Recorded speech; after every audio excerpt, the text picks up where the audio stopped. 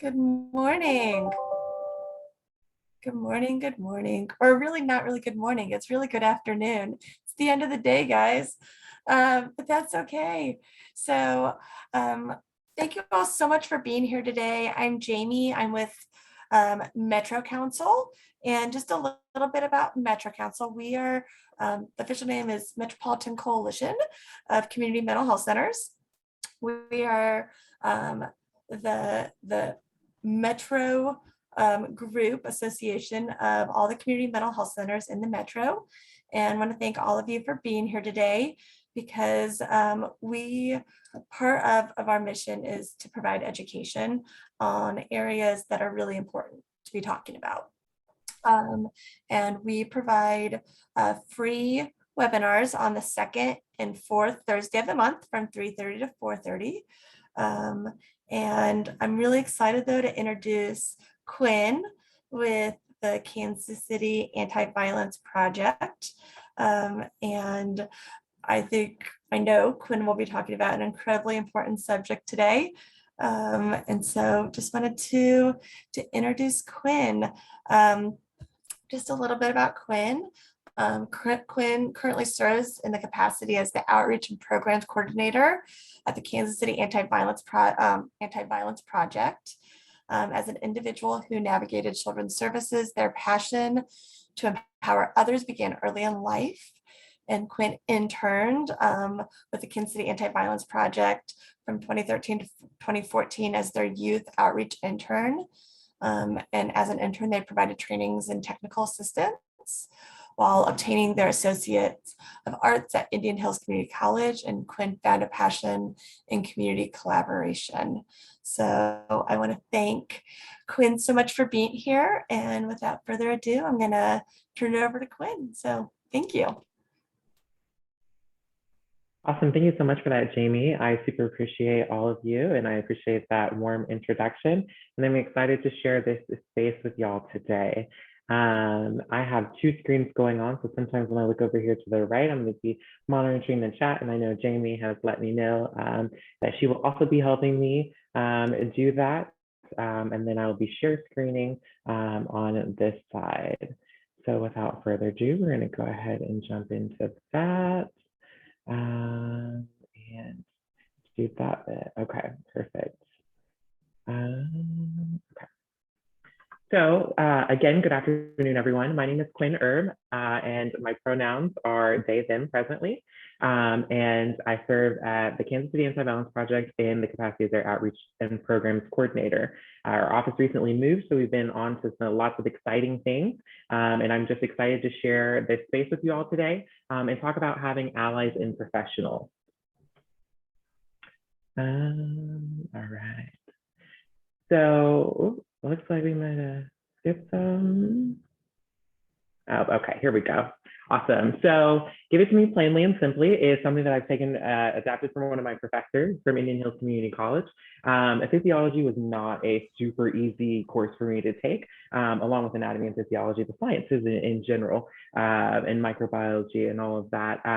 But my physiology professor, at the time of exams, when we would have written exams, she would say to us, I would like for you to give me the answers, right, for the written essay portion plainly, right? So that meant don't go plagiarizing the book or using fancy words that you didn't really understand and that you couldn't, orally explain to her if she questioned you on your test.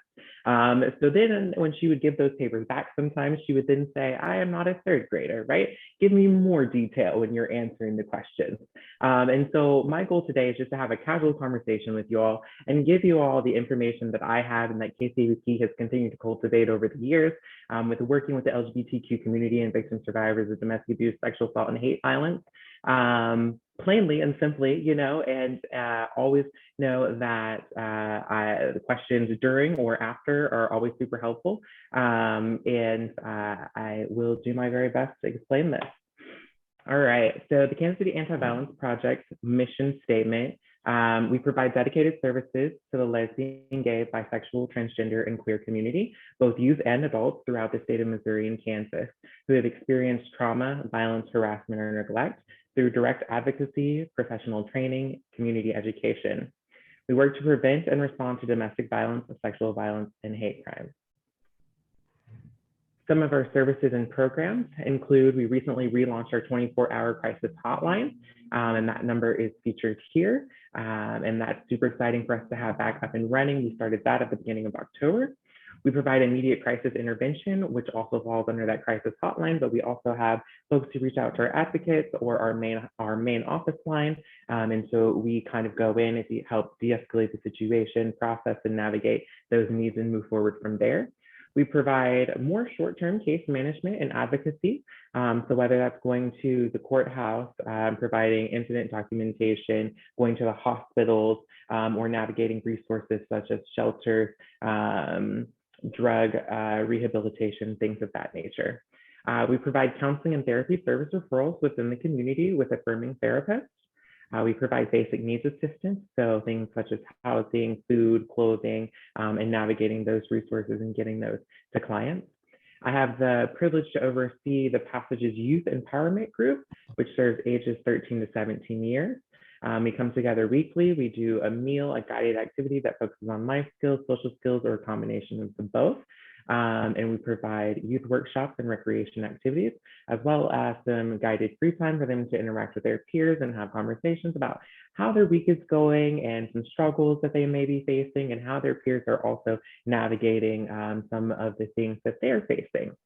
We also provide outreach, events, and community collaborations, such as this today, trainings with different organizations or agencies, and technical assistance, things such as reviewing policies to make sure that we are serving community members most effectively. So as we get into today's stuff, I kind of want to talk about the importance of allyship, especially with the focus on youth, particularly. We have the privilege of working with some phenomenal organizations over in August with Pride this year. And so we put together a survey and we kind of talked to youth ages 11 to 20 was what we marketed for. We just kind of wanted to know, what are some things that you need from your community and what are some things that you feel are adequate and maybe some things that are lacking.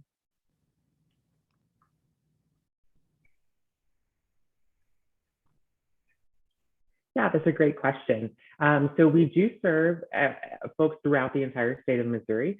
We also get referrals sometimes from outside of the state of Missouri. We're the only agency of our kind within the state of Missouri. And last I checked, I believe within a 4-state region. That includes Iowa, Nebraska, Kansas, and Missouri.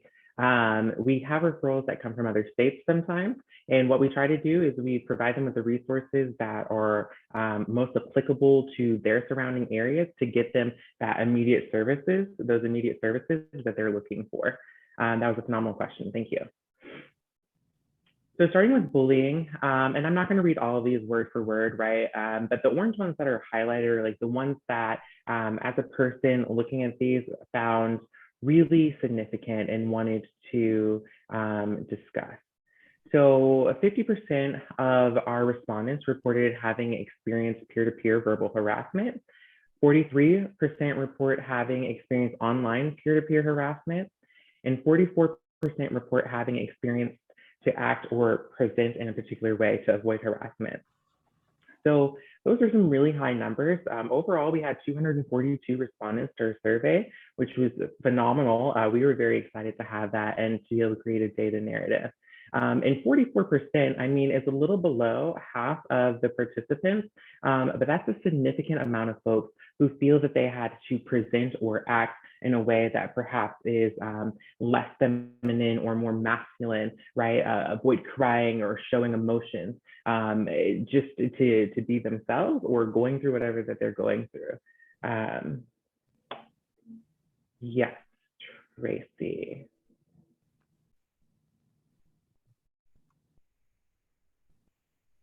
I see a hand raised, and yes, okay.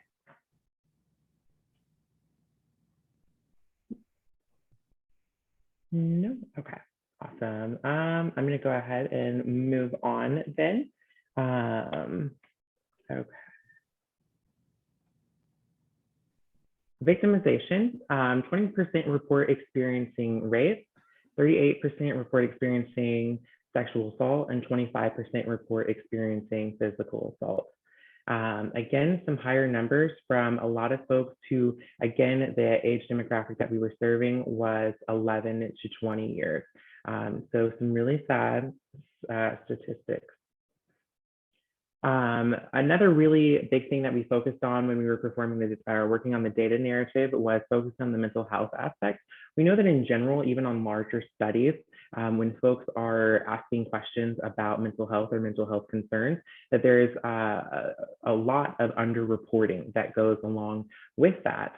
And so we had 39% say that they were currently attending therapy, 65% that had at some point attended therapy, and 35% reporting that they have attempted suicide at some time during their life, with a staggering 60% reporting that they have at least contemplated suicide at some point during their life. We also asked for some open-ended questions towards the end of our survey. And so some of those questions consisted of, what do you as a KC youth need most from local organizations? And patterned answers included safe housing, queer community history, safe spaces to hang out and interact with their peers, and access to basic needs. We also asked, what would a perfect Kansas City community look like for you and your peers? And participants again answered, being allowed to be their authentic selves, kindness, love, acceptance, inclusion, and absence of violence and hate. So some of the things that they don't have in common, right, is they're not looking for fancy trips. They're not looking for the latest shoes or technology or things like that. A lot of what it boils down to for them is to be able to come together as a community and to be able to be seen and heard and be authentically themselves, both with their peers and when they're interacting with adults within the community, whether that's in a professional or peer-related standpoint. So here we have a 7-minute break. I think we're gonna save that more towards the end and kind of go into how do we get involved and how do we consider ourselves to be helpful when we're working with the community. So the first thing in order to be of assistance to folks is to get on the same page when we're discussing language and understanding the importance of that. So language is neither universal nor static, and that just means that it's constantly changing. Things that are acceptable today weren't necessarily acceptable previously, and in past may have been used as a slur to some folks. And so even though some of our younger demographics chooses to reclaim those words and uses it as a sense of empowerment, other folks within the community may not feel the same way. Language creates a foundation for trust and communication. So when we're working with folks, whether we're working with them on a professional standpoint or we're talking to our community members at large on a personal level, being able to be on the same page is crucial in order to build those relationships with one another. Different terms mean different things to different folks. And so again, that's going with, I might say and express myself as a queer individual, whereas when I'm working with some other folks in the community, they're like, hey, that's really kind of offensive to me, and I really don't appreciate that. And so I might tailor that language to look a little bit differently when I work with that individual or individuals who share those same sentiments. Language changes depending on age, region, culture. So one of the things that I like to talk about is with like soda. We have folks down, I have a friend in Texas that calls everything a Coke. And so it doesn't matter if it's a Pepsi, a Sprite, everything is a Coke. And we have that pop versus soda kind of thing. And so, if things like that minute, right, are different, we can just imagine that things such as language within the LGBTQ community varies quite a bit. While some terms are being reclaimed and used within the community, they may not be appropriate to others or appropriate for others outside the community to use. So for instance, again, I have the distinct privilege of working with youth within the LGBTQ community. And as much as I think that I'm cool working with youth and staying up on some of the latest terms and like watching TikToks with them and things like that, sometimes I'll be like, that's really lit, right? And they'll be like, you're not lit, Quinn. So maybe not. And when that happens, I just have to smile and be like, okay, I hear you, and accept that. Some vocab caution words to use when we're working with folks. The first one is homosexual that I put up, and these are just a few words, right? Some of the ones that we constantly hear from folks that are like, I really wish that folks would be mindful of this. And so it was 1973 when the American Psychiatric Association removed homosexuality from its list of mental illnesses, which is not that long ago. And so there's still a lot of stigma attached around that word when we're working with folks.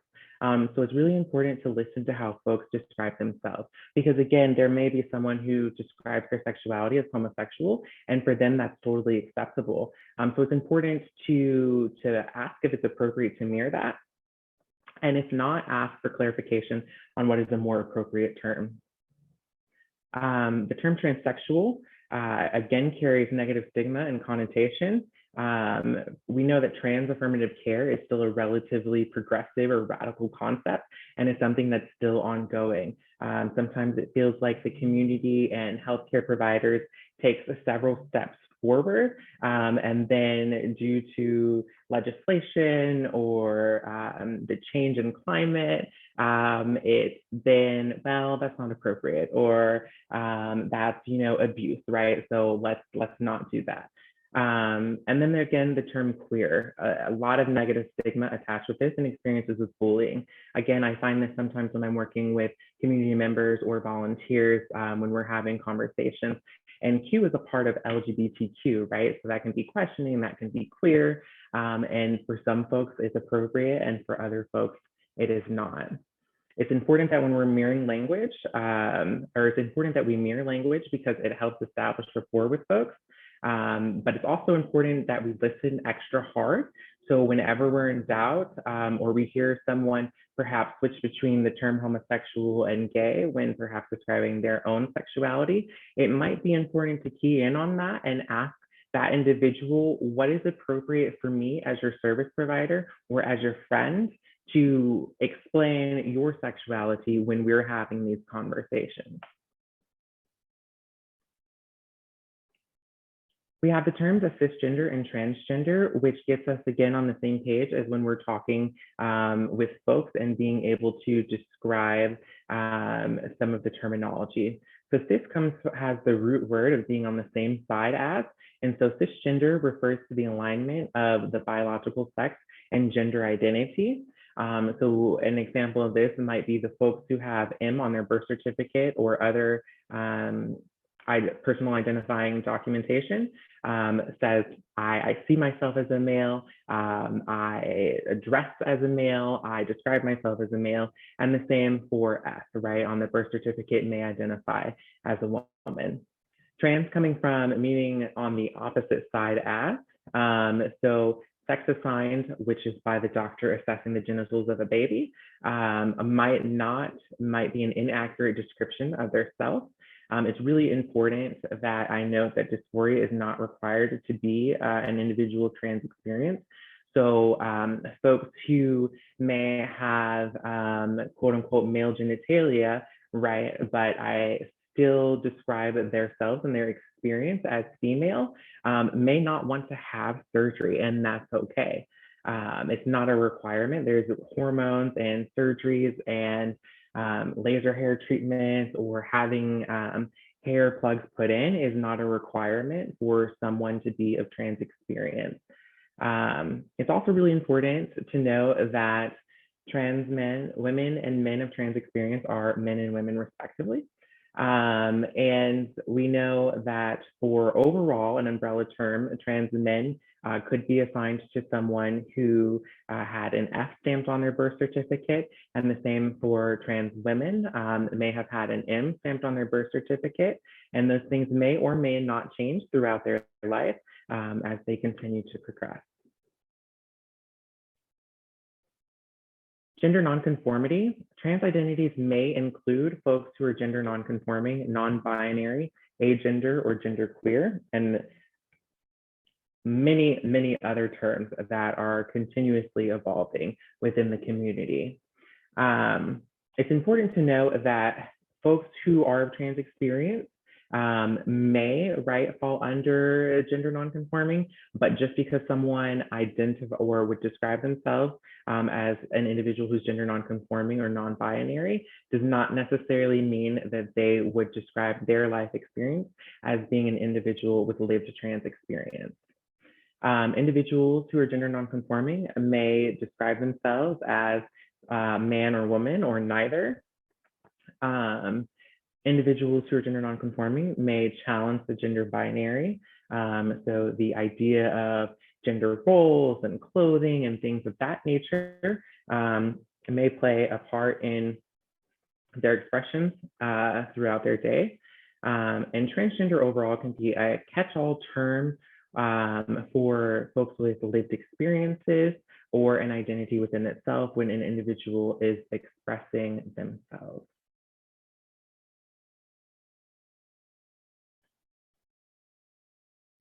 Self-identity is not does not equal sexuality. So genitalia, secondary sex characteristics, and gender identity are not indicative of a person's sexual orientation. We at the Kansas City Anti-Violence Project define sexual orientation as who we're attracted to. Sexual orientation varies among our community as much as it does the community outside. Gender identity might be who we are, right? How we see ourselves. And gender expression might be how we represent ourselves. So again, when we have gender expression, it doesn't have to be hyper feminine or hyper masculine. It can be a combination of both or neither.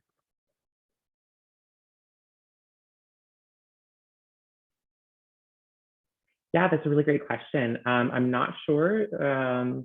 We can talk to, because it says anonymous attendee. I will have to talk to my executives to find out if that's something that we do. At this time, that has not been something that we've done before. And I don't know if you all can see the question, but the question is about the PowerPoints going out at the end of the webinar. Definitely, again, something that I've not done previously, can find out, but I'm not 100% sure, so I don't want to tell you a lie. All right, but I can follow up with Jamie at that after the presentation is over and I have a conversation with my team. Awesome, thank you for that note, Laura. I will make sure that when I'm answering questions moving forward, that I also answer the question or read the question out loud. All right, so we have the gender unicorn, which is kind of helpful when we are working with folks and trying to explain all the terminology. And so I'm going to kind of take time to fill it out today with y'all because sometimes we don't have that ability to do that collectively together. So again, we have gender identity, which is here. And starts at the unicorn's brain. And so this is internally how we see ourselves or might describe ourselves when we're talking to other folks, right? So this isn't necessarily indicative of how we might dress, which we'll get into here in just a little bit. So gender identity, here we see female, woman, girl, male, man, boy, and other genders, which might consist of agender, gender non-binary, gender queer, things of that nature. And so it's important to recognize that these are all continuums, and it's totally appropriate and does happen where folks might change, right? So I might see myself right here today on the spectrum as female, but then in a couple of days, it might be that I am like, I'm really kind of more gender fluid in the sense that I don't necessarily equate or see myself falling into the stereotypical female side of things, or what society would say is more feminine. Gender expression, it goes over the outside of our unicorn, which is our clothing, right? So whether we're wearing jewelry or the shoes that we choose to wear, whether we wear dresses or skirts or things of that. And it's really important that we also recognize that gender is a social construct. And so the clothing that goes with either or, right, male or female, is a societal constructed thing. So I might feel super feminine. In the same day, I might also wear that I'm wearing heels. I might also wear just some dress shoes, which might make me look a little bit more masculine. Overall, I might fall somewhere here in the middle with my super feminine clothing, but super masculine shoes, wearing jewelry, and wearing baggy clothes, right? Gender expression and how one presents themselves is not necessarily indicative of their gender identity. So again, I see myself or explain my experience as female, right? Even if I choose to dress really masculine, it does not take away from my gender identity or how I would describe myself. Sex assigned at birth, again, is the doctor looking at the genitalia of an individual and saying, yep, this is what they have, and I'm going to stamp it on their birth certificate. When we're sexually attracted to someone, this is an instance of, so we can be attracted to no one on a sexual level. And so that's why I think that it's really cool that the gender unicorn differentiates the sexually attracted to and the romantically and emotionally attracted to, because there are folks who are not sexually attracted to folks, right? But still find romantic feelings or feel emotionally safe or connected in other capacities with other folks.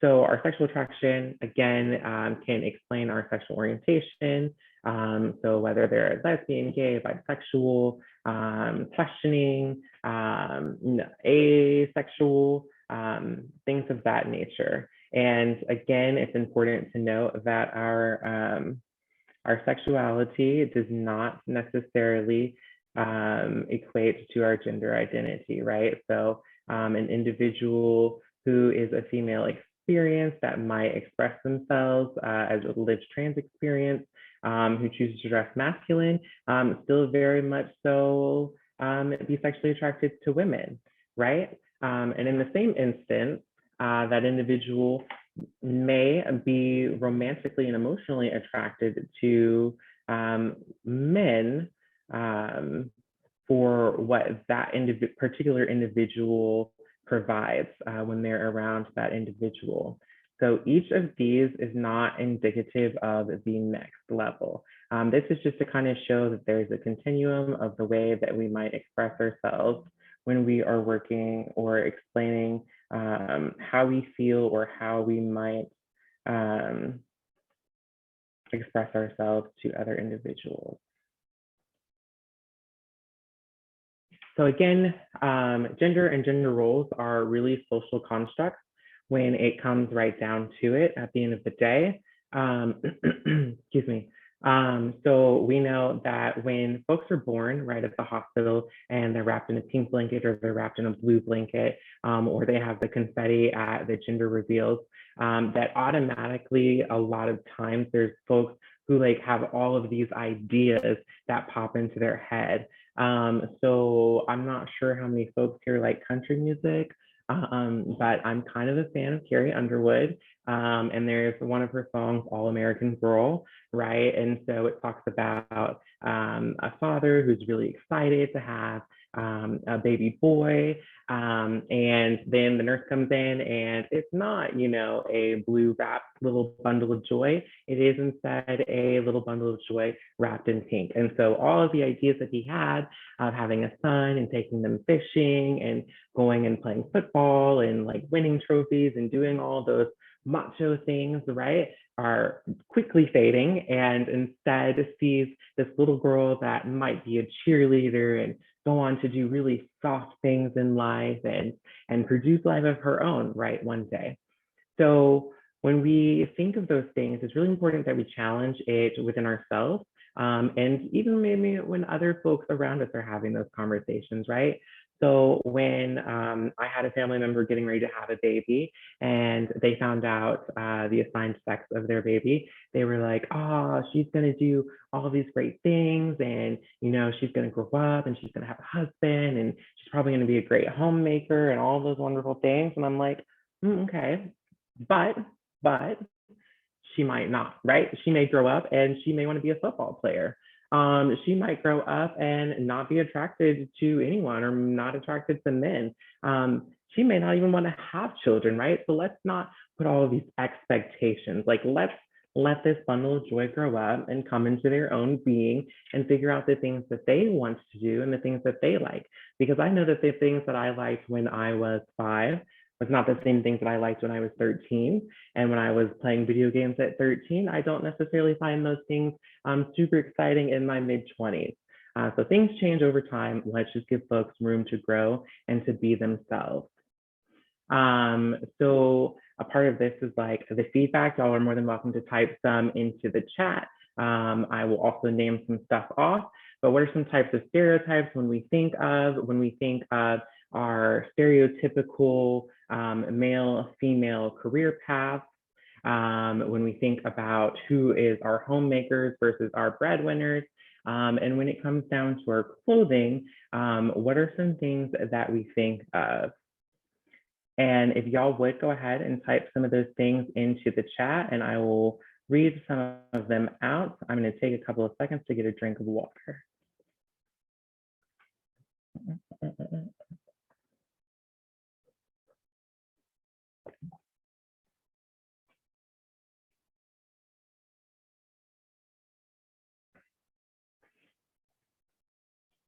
Yeah, Christina says women are teachers. I like that. Laura says wedding and prom dress shopping. Absolutely. Women wear makeup. Absolutely. So when I think about some of these things, I think about all of those as well, right? That women are supposed to be, more of the nurturers. Yeah, precisely, Caitlin. Women are caregivers and are emotional. They're supposed to be on those softer things, that softer side of things, doing things such as nursing, doing the teaching, cooking, things like that.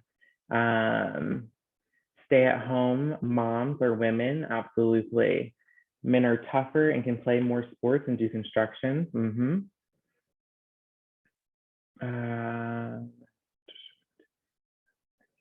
Oh yeah, I love that. That typically when folks get married, that women are supposed to take the man's name, right? Which is changing. We have hysteria, absolutely, and I've heard folks describe, women being more hysterical or more emotionally charged, which honestly I've worked under a lot of different individuals, and I always enjoy a strong woman in leadership roles. All right, when people hear that my wife works at Children's Mercy, they frequently ask if she's a nurse. Absolutely. For women, clothes without pockets, heels, uncomfortable shoes and bras, talking about clothes that are too revealing or too tight, or body forming, absolutely. Men are doctors, women are nurses, love that. Career, high pay, no limit for male, caregiver for female, homemakers. Men take out trash and grill, female take care of kids, clothing. Male dark colors and pants, female do nails and wear heels. Men should make money, get no paternity leave, absolutely. Women are not supposed to propose, love that. Yes, that women are not good at math.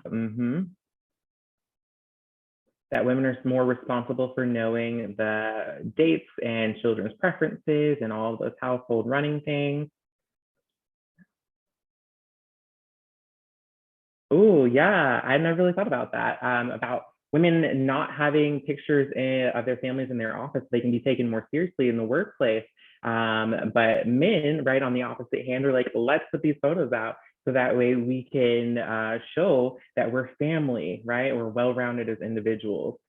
Men are punished for expressing emotions, absolutely. And so we also know that that's part when folks go to report instances of harassment, right? Whether it's from an intimate partner or at work.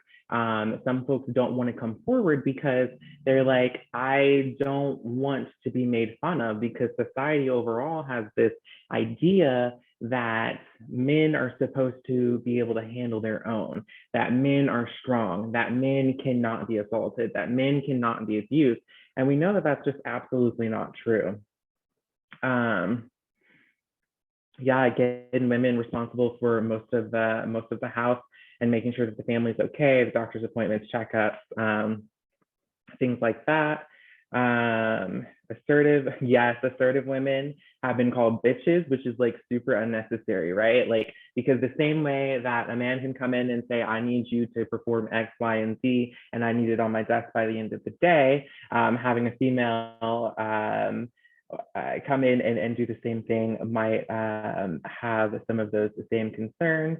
And women are too emotional for leadership positions, even though yes, absolutely. Not a single war in modern time has been caused by women. Yes. Parent, man, babysitter. Yes, absolutely. So again, we see lots of good answers in the chat. I appreciate all of those who participated and helped me with that. 100%. That is what we think of when those things first come to mind. Again, career paths, we're seeing that men have higher paying roles, they have more authoritative positions, they take on those leaderships, they're more the doctors versus the nurses, things of that. When we think of homemakers, overall, it's women that we think of, right? Within the homes, taking care of all of those things. And so challenging those things when we're working with individuals or having conversations or even overhearing other folks have conversations. Now, I'm not saying we necessarily need to go insert ourselves into other people's business, right? And especially when it's like costly to ourselves. Now, if someone's being harmed, absolutely. Should we intercede or find someone who can intercede to keep that individual safe? Absolutely. But if we're like witnessing something that's not like life altering, by no means am I saying go insert yourself. But I mean, I like to challenge my friends when I'm hearing them have conversations with other folks and they say something, I'm like, I'm going to note that for now. I'm going to follow up on that later on, because I don't think that that's necessarily appropriate, or that I like that. When it comes to clothing, I see that Emily just put in, men aren't supposed to wear makeup, absolutely, and skirts, right? Like there's a lot of folks who like to wear clothing that is associated with the other gender, right? So boys or men who are in school, you know, going and wearing heels or wearing dresses and things like that are being made fun of from their peers. Which is like really unhelpful and unnecessary, because at the end of the day, all of us have a short span of time on this planet, and we should be able to express ourselves and do the things that make us feel good, and that empower us to make it through the day to day. And so again, by challenging these things within ourselves, right? At first, when we first think of these things, that change starts with us. So by challenging that thought with ourselves, we're able to be like, okay, all right, so when I see a masculine individual, right, because I don't want to assume, I see a masculine individual wearing a skirt, that's A, that's none of my business, but B, makes them feel good, great. And if somebody else says something, then I might say something to them, because I've already been able to work on that bias within myself. All right, so when we're working on being an individual, as far as being an ally to folks within the community, I have a few things that are helpful and a few things that are not helpful. My grandmother, I love her dearly. She was one of my favorite folks. I got to spend a little bit of time with her in my youth. And something that she would say to other people and sometimes to me was, don't assume. So I don't know if you see the picture of my donkey over here, but she would essentially say, assuming makes you a donkey, right? So don't do that. So when we're working with folks in general or having conversations, it's important that we avoid assumptions. Just like gender identity does not equal sexuality, identity does not equate to behavior. So when we're looking at an individual, we can't tell who's gay or who's not, right? It's important that we, and when we see an individual, right, so they might be masculine presenting and wearing a skirt, we don't necessarily need to assume just because they might have more masculine features that they would describe their experience as an individual as a male, or just because we see them wearing a skirt doesn't necessarily mean that they would experience or share or explain their experience as an individual of trans experience, right? So it's important that we just avoid assumptions altogether. When we're working with individuals, it's important that we mirror language. We need to use the language that folks are using, but again, it's really, really important that we listen extra carefully hard when we're working with individuals, especially in a time of crisis or when there's kind of like a lot of emotional charge going on in the conversation, to really listen and find the way that they're describing themselves and make sure that we're using the same language that's appropriate for them, and to ask if we're not certain, because what we don't want to do is to cause further harm to that individual or cause them to not want to continue on with that relationship or that dialogue to get to what their needs are so we can be helpful.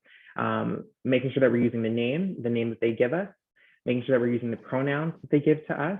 And when they use different labels to describe themselves, in some instances they will, asking what does that mean to you, and is it appropriate for me to use that when I'm describing you or talking to you, to make sure that we're on the same page.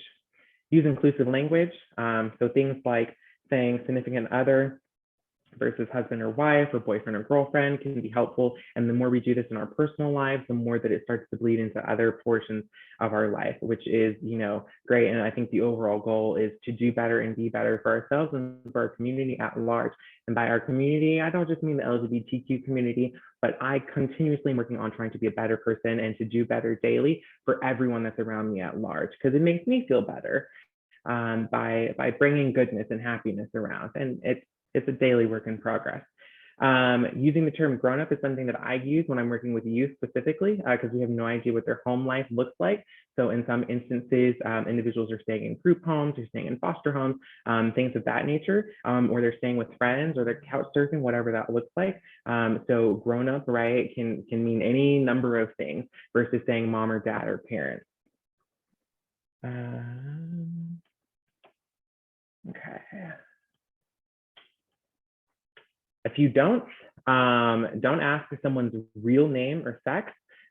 So what's real to them is what they tell you. And again, we know that sometimes documentation when we're working with folks, it's important to get that. And so if it's necessary, right? If it's necessary to collect that information, because we know that all institutions have not changed over, and changes like getting gender pronouns added to a document or an intake form can take all kinds of different changes or approvals throughout the different hierarchical system.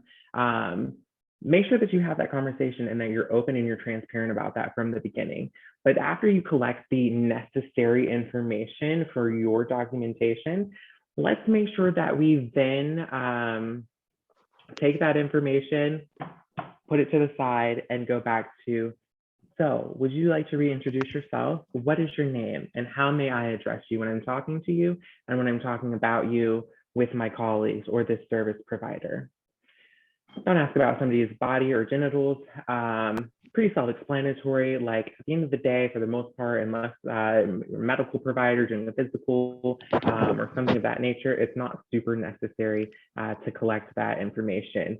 It's rude, it's invasive, and in some cases can be really traumatizing for the individual, right? If I'm coming to you to have a conversation about my peer, throwing a pencil at me and saying a homophobic slur towards me, and we're having a conversation about whether I'm trans or like whether I've had surgery or not, like why would I want to continue to have that dialogue with you? It now becomes an unsafe situation, and it feels more like I'm a spectacle versus someone who is being helped. When providing services, it's crucial to show respect by using appropriate language. So again, going back to that mirror with the tree, it's important that we mirror the language that's being used towards us. So the names and the pronouns that are provided to us, regardless of their identification that's provided, because legal name changes, gender marker changes, things like that, first of all, is not necessarily doable in all states. or all counties. And depending on where you're at, there's an uphill battle with that. And not only that, but it's very costly to be able to do those things. So what they provide is what's real, and that's what we should respect. Medical interventions are not necessary to identify as an individual with lived trans experience. So again, going back to, it's not necessary for someone to have dysphoria in order to describe their life experience as an individual who is trans. It's not appropriate to refer to someone as a transgendered or transgendered. It's rude, and it just feels weird, right? Like that transgendered person, somebody points at me and says, that woman over there, that woman has a name, and that name is Quinn. Thank you very much. So, just gotta be mindful of those small things when we are talking and addressing folks. When someone discloses to you, remember that it's important to believe them because we don't want to send them back. It is their choice to come out to others as LGBTQ or a victim survivor, or whatever personal things that they come to you as a service provider or a friend, family member, whatever. It's important that we recognize that they have the power, and it's incredible that they felt safe enough to come and have whatever conversation with us. And so we need to remember that it's their choice, and it's not our job at that point to pry further. Whatever they choose to share is what's appropriate for them. When they're talking to us, again, mirror the language, ask if we're uncertain, avoid assumptions about sexual orientation or gender identity. If you mess up, apologize and take correction with grace. And I say that because sometimes eating humble pie is just not the easiest thing to do. When I'm wrong, sometimes it feels like vinegar when I have to say, I'm sorry, I messed up. But you know what? We're all human. We're all going to err in some capacity. So the sooner we own that and are able to move on, the better off we become. Ally Pro tips: advocate for respectful treatment from police, courts, healthcare, and other systems. Create a safe space for folks to open up. Avoid prying for information. Avoid portraying LGBTQIA folks as heroic for living, right? Because many individuals in the community are like, I get up just like you and I go to work. I'm not, some superhero wearing a cape. I'm another human being. Avoid assumptions, get comfortable being uncomfortable and accept feedback and being wrong.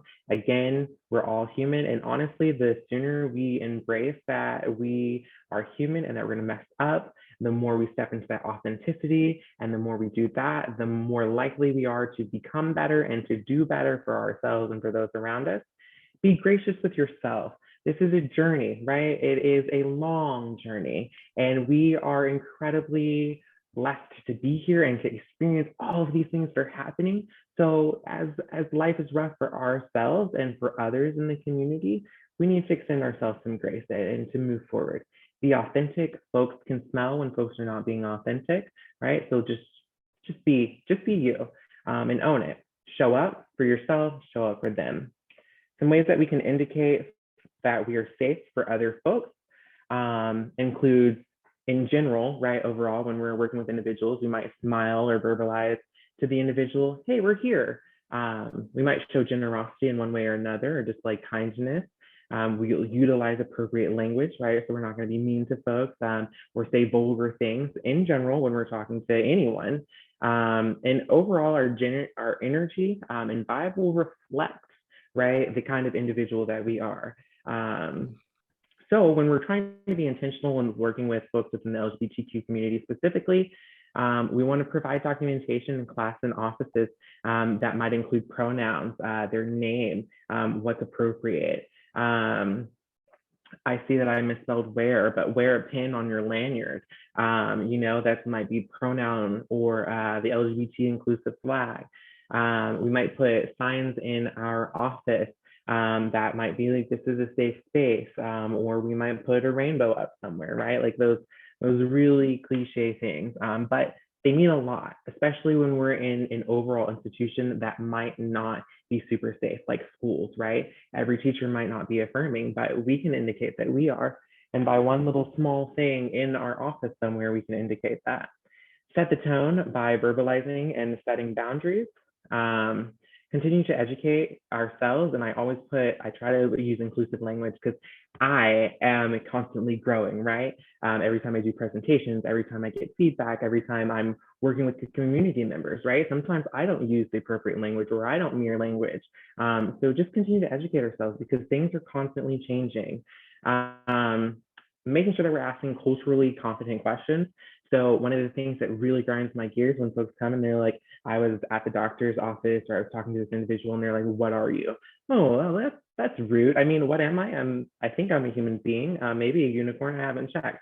Do you want to do a blood test kind of thing? Replace that with how may I refer to you or how would you describe yourself? So that way I can make sure I'm being respectful when I'm talking to you. Here are just some generalized pictures that you might be able to wear. Of course, we have the Human Rights Campaign logo. We have this office is a safe space for all people.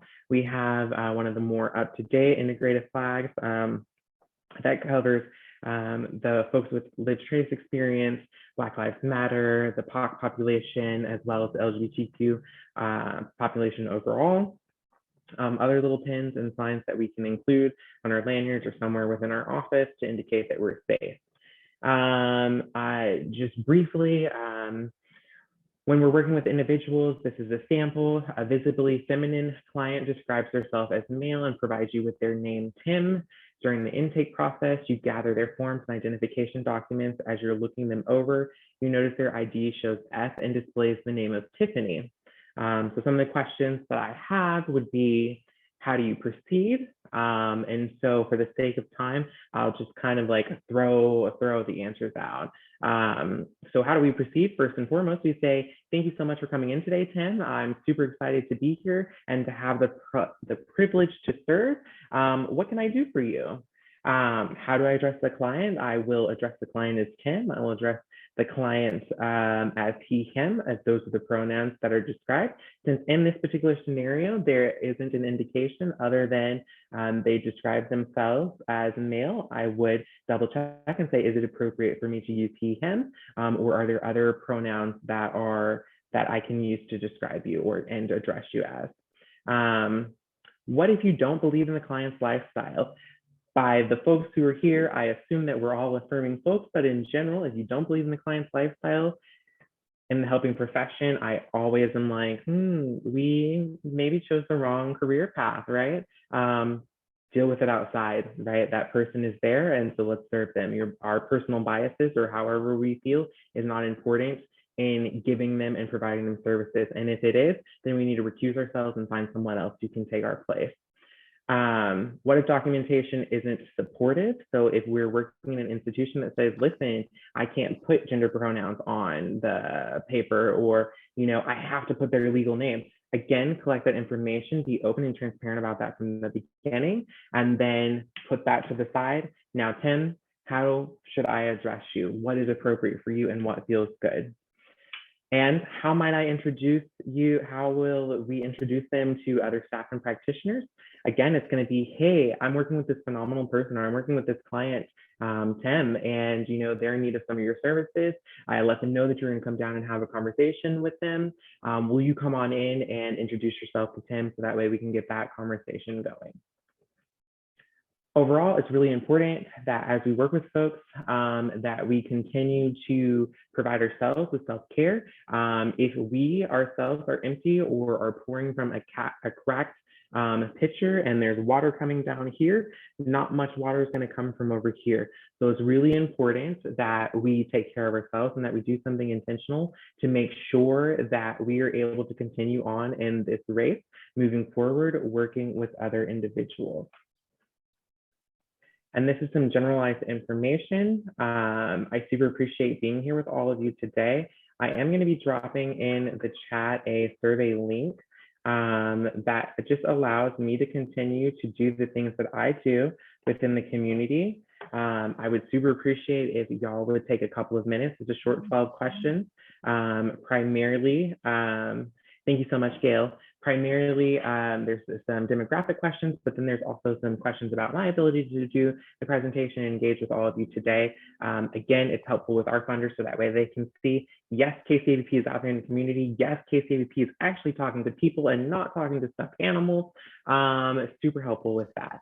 And with that said, that survey link is dropped in the chat if folks to take a few minutes to do that. And if there are any questions, I'm here to answer those in either the Q&A or the chat itself. And we'll be more than happy to connect later on via email if that is something that is helpful for y'all. And with that said, I will turn it over to Jamie. And again, I appreciate sharing this space with all of you today. Thank you so much. So we have a few minutes for questions. And so if anybody has any questions, you can put them in the Q&A or you can put them in the chat. And Quinn, we have a lot of thank yous and very informative and well done. An excellent presentation. Grateful for your knowledge.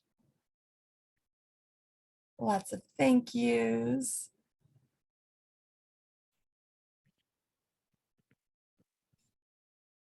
Any questions?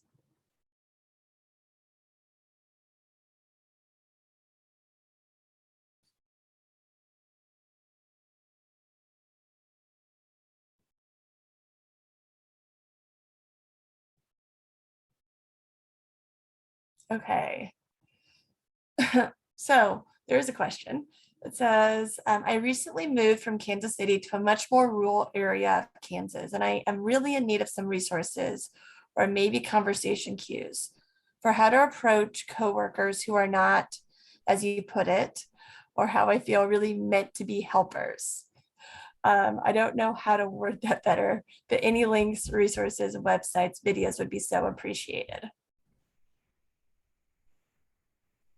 Yeah, absolutely. I super appreciate that, Emily. Do you mind, is there a way, let's connect, let me see. And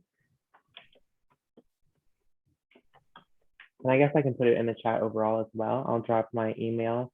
So that way folks can email me and we can touch base afterwards and I can work on getting you some of those resources. In general, when it comes to working with folks who aren't like super helpful, we know that sometimes, you know, it's just embracing that they're not going to be super helpful. And I know that like that sucks, but the powers that be have to also be willing to implement that change. And so just having the conversation, if we feel safe, right? And saying, hey, you know, I've noticed that this person might look like this, like their body language is saying this when you're having a conversation, or this is how I feel when I hear this being said, right? Have you considered maybe wording it like this or doing this? And seeing if they're receptive and open to that. But we also know that sometimes when folks are like a certain way or stuck in their ways, no matter how much conversation we have, that's not going to change. But please feel free to email me and let's connect about that. And I can send you over some resources and some things that might be helpful for that.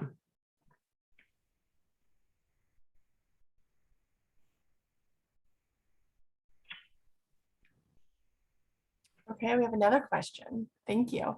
So Amy says, I work with teens and they often like to use pronouns and identify themselves that is opposite of their parents. I want to support the teen and honor their request, but if their parent finds out, then they are no longer to utilize our resource. What is the best way to handle this? Absolutely. So in short, I always support the youth, and I get that, right? If they're grown-ups find out that that someone else is being affirming, right? It can be problematic. And so my suggestion would be, when you're working with the youth, definitely do that and have that conversation with them, right? Say, listen, when you're here and when you're in this space, I will definitely. Is it okay, right? Because we want you to be able to long-term be able to continue to use our services. So in order to not jeopardize that, I may have to, you know, use your dead name or different pronouns when I'm talking with your grown-ups. Are you comfortable with me doing that, right? Even if they're not in the room, right? Getting their permission so that way they don't ever hear you on the opposite side, right? If they overhear that conversation and feel like they've been betrayed. Just be open and transparent with them. Youth are really resilient and will find ways to work with you to navigate things like that. At least I found.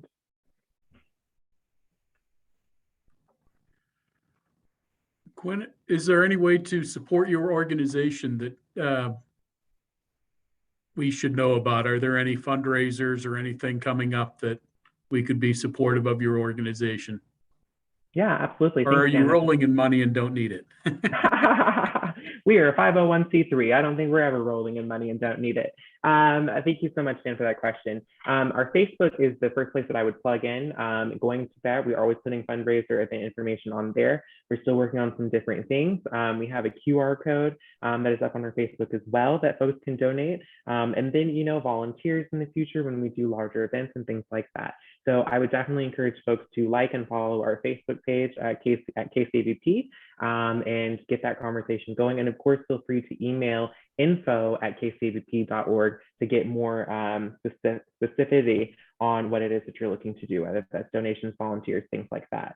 And of course, Passages is a program, and we're always looking for folks to get involved with that as well.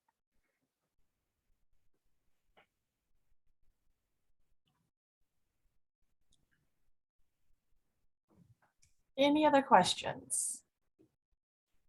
Okay, well, we are right up on time. So I want to thank Quinn. Again, thank you so very much for the presentation. I thought it was phenomenal. And I know I learned quite a bit. And oh, we have another one. Oh, just a thank you. And just want to thank you again. I think that this was such an important topic for us to have a conversation on and just start the discussion and how to best serve individuals in the LGBTQ plus community and be an ally, which I think is so incredibly important. So thank you. Thank you again. And I want to invite everyone to our next upcoming webinar. It is the end of the month. And it is October 28th from 3:30 to 4:30 with Jamie Waymeyer. And the topic is on navigating resilience. So I want to thank you again. And Quinn, you have a couple. Oh, good. Okay, fantastic. And thank you all so much for coming. If you have any other questions, we'll stick around for a couple more minutes, but thank you all. Yeah, thanks everyone. And Quinn, thank you again. I thought that this was fantastic. And I know I've talked to you about our conference that we have once a year, and definitely would love to be in touch with you about that as well, because I think that this is a fantastic topic that I know a lot of people have wanted to know more about, and really just how to help individuals and be an ally and how to best support individuals. So I think you did a fantastic job today, but I think I'm going to speak for Dan and I and the rest of the group that I think we'd love to hear more. So absolutely. Would love to talk with you more about it's that. not only us. I think a lot of people are interested to learn a little bit more in a non-threatening, non-embarrassing situation. So, you can learn how to handle those issues that don't necessarily come natural to all of us. Yeah, absolutely. And I really appreciate the opportunity to be able to connect with y'all and to share this space. I think continuing those conversations and being able to do all of that is really important. And without folks such as yourselves being able to providing that opportunity, we wouldn't be able to start making progress in the ways that we are. So thank you to both you and Dan, Jamie, and the Metro Council at large for having me. Well, thank you again. Yeah, absolutely. Have a great rest of your day. Bye. Thanks. Thank you. Bye.